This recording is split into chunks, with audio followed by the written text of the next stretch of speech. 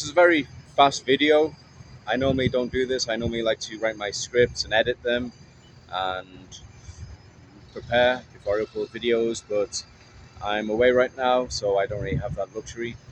I just want to comment on the news of the UK Deputy Prime Minister Angela Rayner being forced to resign as a result of the controversy involving her taxes, her stamp duty. I watched a video by George Galloway. He said that this government, this Labour government, is like a contestant on supermarket sweep. They know they don't have long before they get found out. They know they're not going to win the next election, so they're out to get as much as they can in the shortest space of time. They're looting, they're plundering, taking as much as they can because they know that Rome is going to burn. And yeah, I think that's an accurate assessment. They know that they don't have long, so they're not in it for the long term. So they have no long-term strategy, no long-term vision. So they want to get as much as they possibly can. Angela Rayner became a millionaire very recently in a very short space of time. How did that happen? Is she playing by the ball? Is she straight-laced? I sincerely doubt it. You can just tell she's the type of person who would take advantage of her position and become very shady very quickly. The woman who posed for photographs with Jacinda Ardern, the disgusting former Prime Minister of New Zealand, the woman who laughed as she said that they were creating a two-tier society, the woman who said, "Trust us, we are your single source of truth." Judge a woman by her friends. Angela Rayner, the Greg's steak bake of politics. That was a fantastic description that I saw. I don't know whether that description came from just one person or whether it's gone viral, but that's a brilliant description. She's not suitable for politics because she doesn't know enough, she isn't experienced enough, she hasn't lost her innocence. She doesn't understand or appreciate the importance of her role or her responsibility. She is just a smash and grab politician. She isn't even a career politician like someone like Hillary Clinton. She knows that she's going to kicked out sooner or later. So yeah, she just wants to get as much as she can in the shortest space of time as possible. Get her millions, get her £800,000 homes, and then when she's done, she'll say, "Okay, well, look at everything that I managed to get while I was deputy prime minister." She is not an intelligent person. I've seen her speak live. I attended an event and she spoke. This was maybe 2018. She came across as not a particularly intelligent person, not a very insightful person. How did she get that position? Did she do any favors for people? Did she lie on her back? Did she S and F her way into her position? You know what I mean? S and F. Mm. She's a, she's a, basically. I think it's fair to describe her as a chav,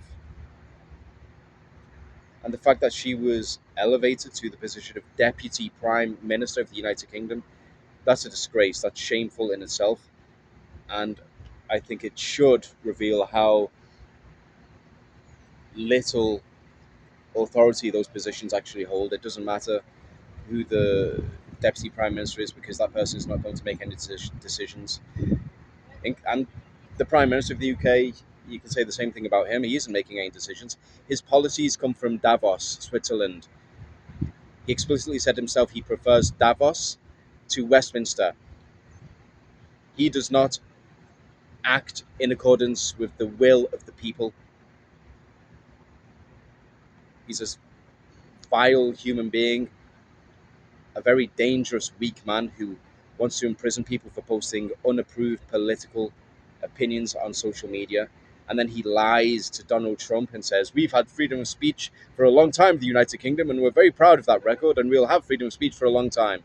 He said this twice now on two separate occasions. First time when he visited Donald Trump in America in the White House, and secondly when Donald Trump came to the UK, and he repeated the same script with the exact same tone of voice. It was pre-rehearsed. It was so inauthentic and disgusting. It was sickening. Angela Rayner, I'm glad that she's gone. The only downside is that now David Lammy, that vile, racist son of a bitch, is now Deputy Prime Minister. What the hell is going on? These people need to be removed from power, removed from office. He is just as corrupt, as far as I'm concerned, as Angela Rayner. He's in it for a short term and grab as much money, and I'm getting angry thinking about it. This government is corrupt to the core. They are the enemies of the people. They imprison people for posting the wrong political opinions online. Which brings me to Graham Linehan, creator of Father Ted, who was arrested by 5 armed police officers at the airport when he re-entered the United Kingdom. Wake up. Stop thinking everything is okay, everything is fine. The UK hasn't become a totalitarian nightmare. There is no dictatorship. Everything is fine. That happens in other countries, but not in the UK. No, everything is fine. Wake up. How long is it going to take before you realize that things are not fine?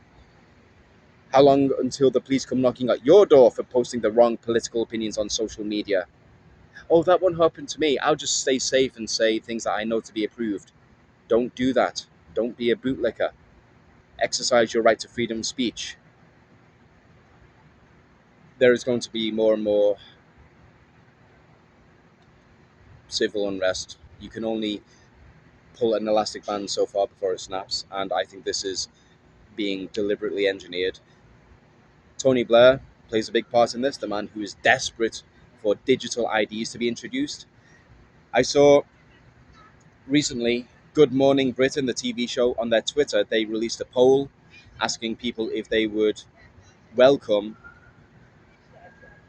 national ID cards in order to fight illegal immigration. It was a poll. More than 30,000 people responded.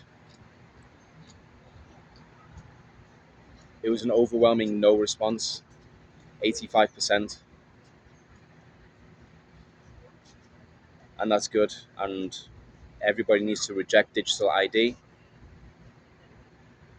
because if that is implemented, then it's over. Zero privacy, zero autonomy. So that's good. No WEF, no United Nations Sustainable Development Goals, no Agenda 2030.